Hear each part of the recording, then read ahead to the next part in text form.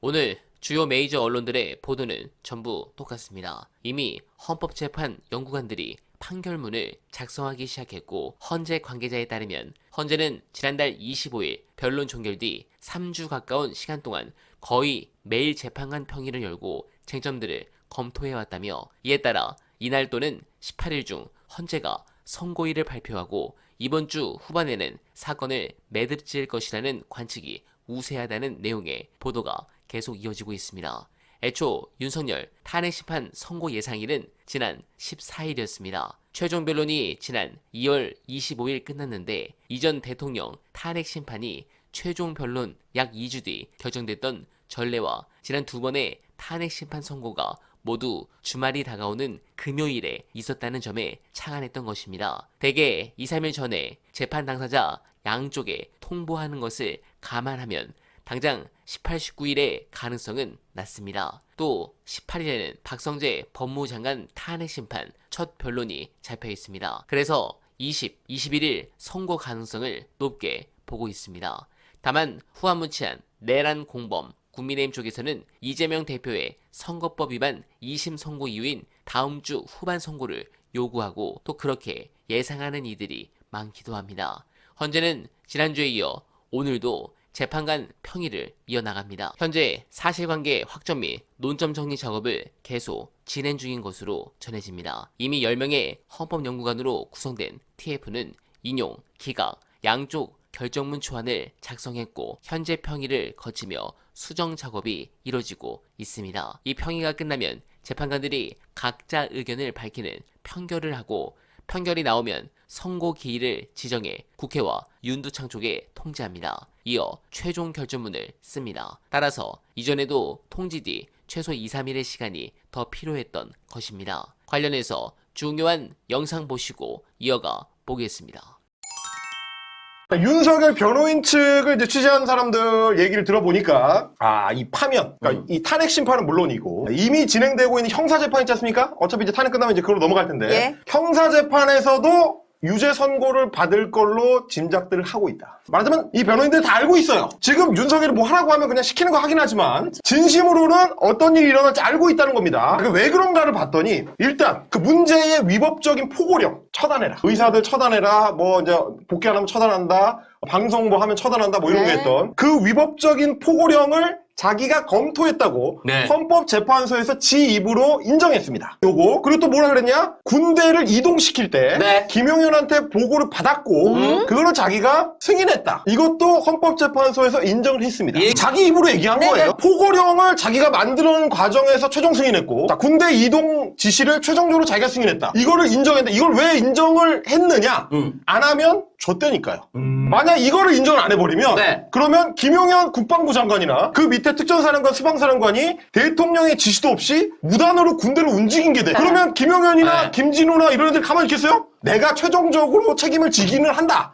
라는 거를 제스처로 보여줬는데 이걸 얘기하는 순간 탄핵이 기각될 수가 없어요. 불법 포고령을 내가 알고도 사인했다. 그 다음에 그거에 기반해서 그러니까 군대를 어떻게 움직일 수 있느냐? 계엄군이 어떻게 움직여요? 포고령에 기반해서 작전명령을 하는 거예요. 포고령이 없었으면 작전명령도 안 되고 그 명령 자체가 불법이야. 군대를 움직이는 기반이 포고령이었기 때문에 인정하는 순간 얘는 유죄고 얘는 탄핵에 있어서 파면을 간다. 이거를 부정할 수 없다라는 거를 지들도 압니다. 이게 뭐 무슨 이진우한테 전화해가지고 뭐 인원을 끌어내라고 하는 박정근이 들었는데 뭐 그게 의원이니 인원이니 뭐 말이 헷갈리네 뭐 맡기네 뭐 메모를 뭘 했네 이거는 부차적인 문제예요. 진짜 핵심적인 문제는 포고령을 누가 승인했냐? 발표하게 누가 오케이를 해줬냐? 대통령 본인이 내가 했다. 군대 누가 움직이라 그랬냐? 내가 했다. 근데 나는 조금만 들어가라고 했다. 다 인정한 거예요. 맞습니다. 이 상황에서는 이걸 벗어나기가 어렵다는 거를 지들도 알아. 그래서 사실 윤석열의 대리인단은 변호인단은 형사재판에서 뭘 다투려고 하냐면 기수범이냐 미수범이냐.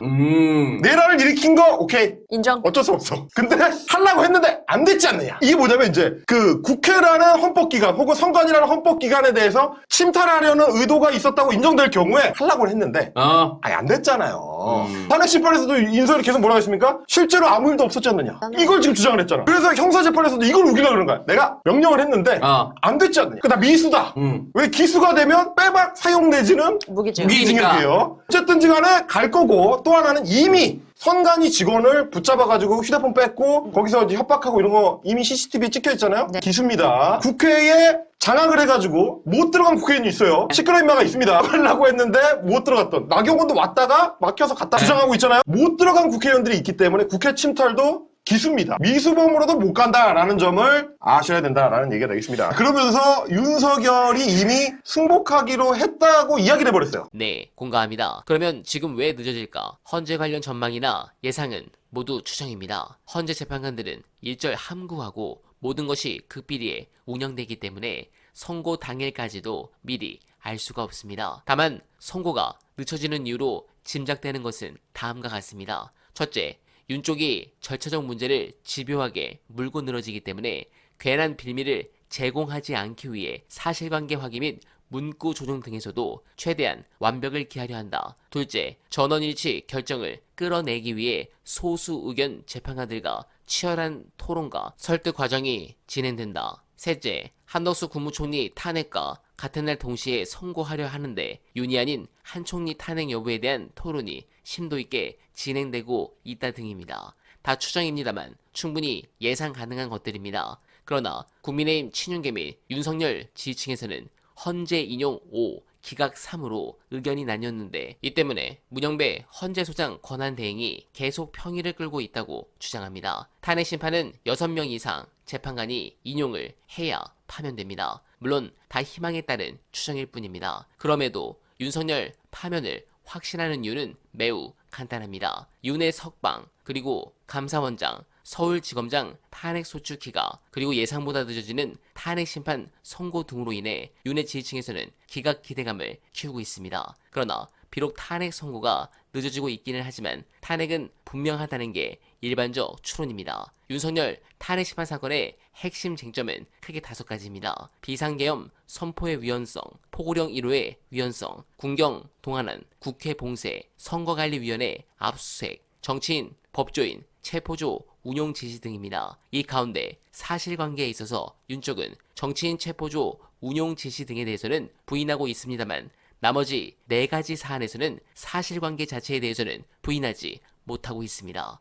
이는 본인이 생방송으로 직접 선포했거나 아니면 군인들이 국회를 침탈하는 장면이 텔레비전을 통해 전 국민들이 실시간으로 다 지켜봤기 때문입니다. 다만 그 이유를 계몽령 등 비상식적, 비논리적 궤변으로 둘러댈 뿐입니다. 이렇게 시간이 가면 갈수록 대한민국은 더 망가지고 회복이 불가해집니다. 제발 이번 주에는 상식적인 선고 발표가 있길 간절하게 바라며 어나벨은 오늘도 최선을 다하겠습니다. 여러분 고맙습니다.